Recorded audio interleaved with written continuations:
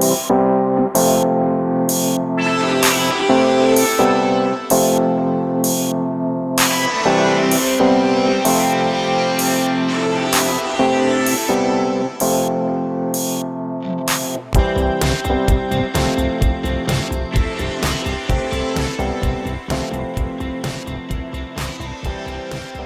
Malcolm here, and welcome to Tuesday Teaching Tips. This is episode 170, and today we're talking about how to avoid the skills trap. The skills trap. What's that all about? Well, this is because I was asked a really good question this week. I was having a conversation with a friend of mine about preaching and teaching, and he asked me this question, which is, how do we avoid depending upon our skills as teachers and preachers, as we grow in our experience, as we grow in our skills? How do we avoid depending on them rather than on God? Indeed, can our skills become an impediment, a barrier, something that detracts from our effectiveness? And of course, there are people we might know or know of, and we look at them and we think, there's a dependence there on skill rather than on the spirit, and that is a potential danger for any of us who speak and preach God's word. So how do we deal with that very real issue? I know that I, at times, have relied more on my clever ideas or clever presentation skills, a picture, an image, a video, an illustration, more than I've depended upon God. So what do we deal with this? It's a very real issue. So we began to discuss this, and I thought I'd bring you the fruits of that conversation, at least as far as it went. As much, of course, we didn't cover, but at least what we got to, I thought I'd share with you and see what you think are the ways to help us to make sure that we use the skills that God has given us and has given us the opportunity to learn, but not depend upon them. So there are 4 things that can help us with our defense, and then one particular idea I have I'd like to share with you and see what you think. So here's the first thing that can help us with this, which is to be sure that we're prioritizing our personal times of devotion with God, that we don't neglect that. When we neglect our personal devotional times with God, there's a greater likelihood that we will end up depending upon our skills because we don't feel the power of God's Spirit within us in our daily walk, in our daily life. And that being the case, there's a greater risk of depending upon our gifts and skills. Personal, devotional times with God. How are those times for you right now? Are you learning from God? Are you growing? Number 1. Number 2, in the act of preaching and teaching, are you telling people things, or are you taking them along with you? Walking together. Come with me as I learn. Come with me as I grow. Let's walk together. I will share some things with you. You doubtless, as this community, can help me with this. Is that the spirit? Or is it, I've got some things you need to do? Now, granted, there are times to be quite direct in our preaching and teaching, but still, we're all fellow sinners. We're all fellow disciples. We're all fellow walkers along the way with Jesus, who's leading us, accompanying us and leading us. And we are simply those privileged with the opportunity to share our story, to share our experiences of what Jesus has been teaching us so that we can help one another walk together in discipleship. So look at your tone. Reflect back, listen to one of your recent audio or podcasts or YouTubes if it's been recorded. If it hasn't been recorded, then record 1 or 2 of your own and ask yourself whether you're coming across like a teller or someone taking people along. And if you can't do that, or you're not sure about your objectivity, ask some people who've been listening to you. That'll be a humbling, but brave and God-honoring experience. That's the second thing. Thirdly, are you feeling, generally speaking, are you feeling a sense of frustration towards those you're speaking to, or compassion? I would submit that the majority of the time when Jesus is preaching and teaching, there's a sense of compassion for the people he's speaking to, rather than frustration. There are times of frustration. Let's face it, the Pharisees were a difficult bunch to deal with, and sometimes his own disciples were a bit frustrating in their slowness to learn. But overall, even in his frustration, truth be known, there is a compassion in Jesus because he wants all people, like the Father does, all people to be saved. So you in your speaking, is it mostly generally frustration. You really need to get this. Why haven't you got this by now? Why do I have to preach this point again? Or is it a sense of compassion? We're all the same here. We all need God. And I have plenty of times when I must have been frustrating God. So let me not take my frustrations of anything else out on the people you've given me to speak to, God. Let me treat them with compassion. So frustration or compassion.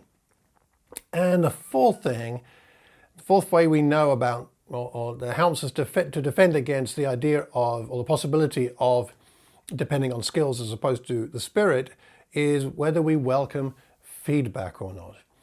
This is not easy. It's painful. It is humbling. I find it hard. I've been preaching and teaching for 3 decades. I still find it hard to receive feedback, but I still need it. And so do you. Do you welcome the feedback? We're not our most objective judge, are we? In fact, just before sitting down to record this, I was listening to part of a recording I did on the book of Hebrews about 7 or 8 or 9 years ago. I thought it was quite good, really, and maybe it is. But the truth is, I'm not the best judge, and neither are you of your own speaking. We need other people to provide valuable perspective on our preaching and teaching. So who is that for you? That person may be able to detect your dependence upon your skills before you do, or before you're able to. So who do you listen to? Who do you ask feedback from? It makes a big difference. So we got those 4 things: personal devotional times with God, telling or taking people along with you, frustration or compassion, and getting objective feedback from other people. Now here's my last thought, which is, I think, the key. At least for me, this is the key to the whole issue of not depending on our skills, but depending on the Spirit, which is this. In preparing a lesson, in preparing to preach, and I'll use preach for the moment here, though it could be teaching, could be sharing, could be all kinds of the ways in which God uses us to bring his message to his people. But let's talk about preaching for a moment. Let me share a phrase with you and tell me what you think about it. The preacher does not prepare the sermon prepares the preacher. Let me repeat that. The preacher does not prepare the sermon prepares the preacher. Now, granted, of course we prepare something to say, but I expect you get the point here, that the goal isn't so much that I need to prepare a lesson that makes sense, that is inspiring, that is informative, that is effective. The point is more that first, before I can do any of that the sermon needs to prepare me. In other words, whatever I'm studying, whether it's a text in the Bible, a particular narrative text, or whether it's a topic, that as I study it, it changes me. It prepares me. It prepares me to be a better follower of Jesus. And thus, of course, I will be then a better preacher of God's word or teacher of God's word. That will come about automatically if I'm prepared. So as the Spirit, as the Word changes me and prepares me, then I become a better prepared person to bring that message to God's people or whoever God has given me to speak to. And then I'm much more likely to be depending upon the Spirit than I am upon my skills. And I can use the skills, I can use the experience. But what's in the core of the message, what's in the core of me, is I'm a changed person. And that's why we need to prepare our lessons well in advance, because they need to prepare us. And only if they have time to prepare us in the crucible of real life can we then bring the message effectively, authentically to other people. And that's a subject I've recorded on before today. The preacher does not prepare the sermon prepares the preacher. What do you think about this idea? It's vital that we allow God's word to change us so that we can then bring it to other people who hopefully it can also change and grow. So do you think I'm right about that? Do you think I'm off track about these ideas? Do you see a barrier between God's truth coming to people and the use of skills? Is there a problem there with skills and how we approach using them?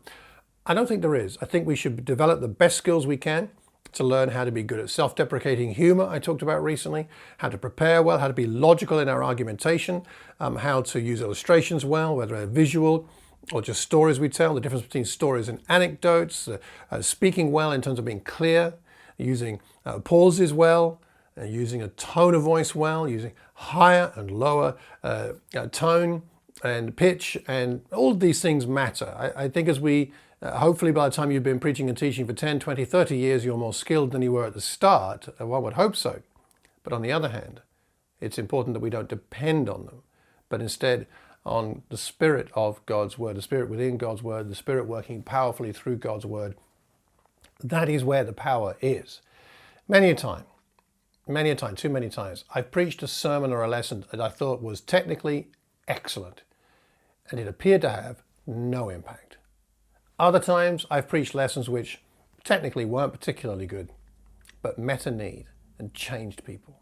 You've probably had the same experience. That the answer is not to do away with skill. The answer is to make sure that the sermon, the lesson, has prepared your heart first. What do you think about this? Please leave a comment anywhere you hear or see this recording. Leave it publicly so that we can learn from each other, because we learn best in community. If you know someone who might benefit from this, pass the link on. If you're watching YouTube, hit the notification button. Please subscribe to the channel. If you're listening to the podcast, then leave a review. And I pray until the next time that you have a terrific Tuesday and a wonderful week. Take care and God bless.